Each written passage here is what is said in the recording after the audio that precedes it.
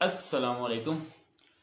तो एक breaking news है कि मोहम्मद आमिर ने क्रिकेट में वापसी का ऐलान कर दिया है। ये वही मोहम्मद आमिर है जिन्होंने 2020 में ये कहकर रिटायरमेंट ले ली थी कि यार मैं इस मौजूदा सेटअप के साथ नहीं चल सकता। उसमें मिसबाह हक थे, उसमें वकार यूनुस थे और बहुत से लोग थे। उन्होंने कहा कि यार मैं नहीं खेल सकता, मैं इनके साथ नहीं चल पाता। सब सवाल ये पैदा होता है कि पाकिस्तान क्रिकेट को मोहम्मद आमिर की ज़रूरत ही क्यों पेश आई है।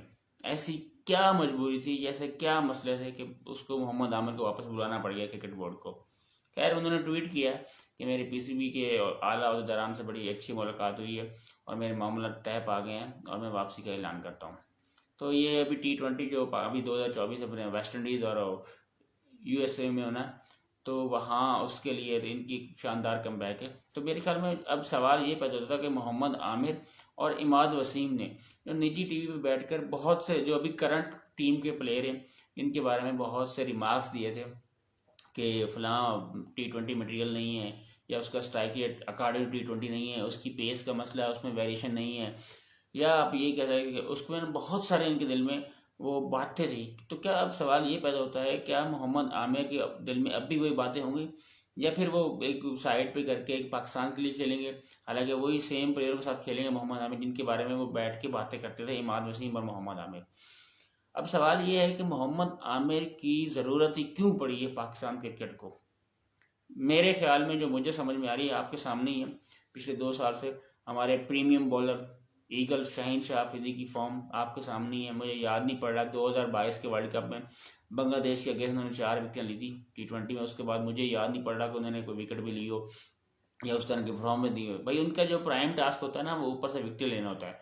और अभी T20 अपना ये रिसेंटली जो वर्ल्ड कप हुआ है 2022-23 का, उसमें उसकी परफॉर्मेंस देख लें। उसके बाद अपनी न्यूजीलैंड की सीरीज उसमें देख लें, इससे पीछे चल जाएं।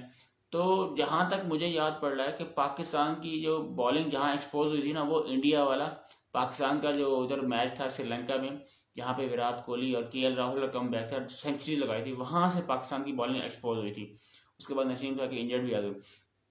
तो मेरे ख्याल में, मैं ज़ाती तौर पर कहूँ तो शाहीन शाह अफरीदी उस वक्त छुप के रह गए थे। वो इस वजह से कि वो शाहीन शाह से बेहतर बॉलिंग कर रहे थे नसीम शाह। वो ऊपर से विकेटें ले लेते थे एक आधी, और वो प्रेशर बिल्ड करते थे तो शाहीन शाह अफरीदी आके विकेटें ले लेते थे।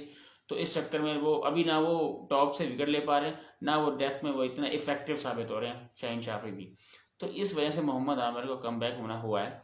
अब मोहम्मद आमिर, अगर शाहीन शाह अफरीदी के लिए अगर बात करूँ तो जमान खान को भी इन्होंने काफ़ी बॉलिंग करा करा के डेथ के अंदर उसको भी एक्सपोज करा दिया। वो भी अभी नॉर्मल ऑडी सा बॉलर लगता है। तो मोहम्मद आमिर एक वाहिद ऐसा बॉलर था जिस PSL के अंदर जिसने डेप्थ ओवर में भी अच्छी बॉलिंग की है और टॉप ओवर में भी बड़ी अच्छी बॉलिंग की है और मिडिल ओवर में भी बड़ी अच्छी और टॉप आउट क्लास बॉलिंग की अभी रिसेंटली जो PSL गुजरी है। तो मोहम्मद आमिर को हम वेलकम करते हैं। जिस तरह का वो बॉलर है इसमें तो कोई शक नहीं, जिस तरह का वो स्किल्स रखता है और एक बेहतरीन बॉलर है, और पाकिस्तान क्रिकेट के लिए अभी उसकी खिदमत मज़ीद 2-3 साल इंशाल्लाह रहेगी। तो अभी वर्ल्ड कप सर पे है, अब देखते हैं मोहम्मद आमिर की परफॉर्मेंस क्या रहती है। हालांकि मैं अगर ज़ाती तौर पे कहूँ ना, तो जो शाहीन शाह अफरीदी पिछले एक्सपोज पहले हो जाना था उसने, जब वो नसीम शाह होता था ऊपर से वो अच्छी बॉलिंग करता था, तो नसीम शाह की वजह से शाहीन शाह की परफॉर्मेंस छुप जाती थी। तो वो एक ऊपर से टॉप क्लास बॉलिंग करता था, चाहे अफगानिस्तान में सीरीज ले लें या एशिया कप ले लें।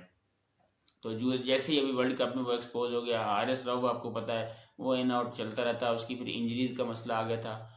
तो अब देखना ये है कि मोहम्मद आमिर किस तरह परफॉर्म करते हैं। ये तो डेफिनेटली ये अंडरस्टूड सी बात है कि Mohammad Amir T20 world cup के स्क्वाड में शामिल होंगे। तो मेरी नई ख्वाहिशात मोहम्मद आमिर के साथ हैं।